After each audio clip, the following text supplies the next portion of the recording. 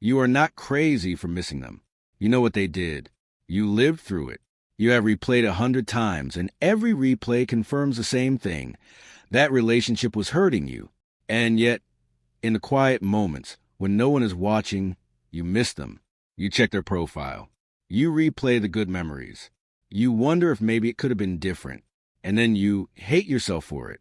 Stop, because what you are experiencing has a name, a mechanism, and a reason. And none of it means you are weak or broken or foolish.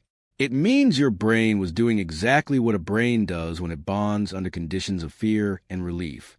A trauma bond forms when emotional closeness develops in a relationship where there is also danger, unpredictability, or harm. The brain does not bond despite the difficulty. In certain conditions, it bonds because of it. Here is what happens neurologically. In a relationship with cycles of tension and warmth, fear and relief, hurt and comfort, your nervous system begins to associate the person who causes the pain with the person who relieves it, because it is often the same person. The one who frightened you is the one who holds you afterward. The one who withdrew is the one who returned. The one who hurt is the one who apologized. And your brain, which is designed to bond most intensely with sources of relief and safety, gets completely hijacked because that person has become, at a neurochemical level, both the wound and the medicine. This is why you cannot simply decide to stop missing them. You are not being irrational. You are fighting a brain that was trained by one of the most powerful conditioning mechanisms that exists. The intensity you felt in that relationship, the feeling that nothing before had ever been so alive, was not love in a healthy sense. It was arousal, the constant low-level stress of unpredictability, keeping your nervous system in a heightened state.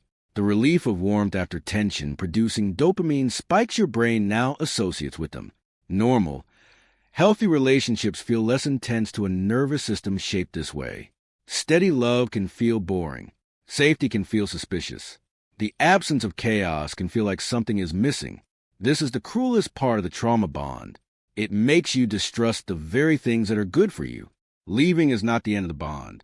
The grief after leaving a traumatic relationship is often more intense than the grief after losing a genuinely loving one, because your nervous system is not just grieving the person. It is going through withdrawal from the entire stress relief chemical cycle that person represented.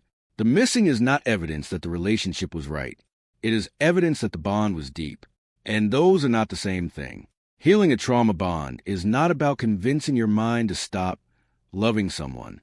It is about slowly, deliberately, with enormous patience, teaching your nervous system that safety is not boring, that steadiness is not absence, that warmth without threat is not something to distrust.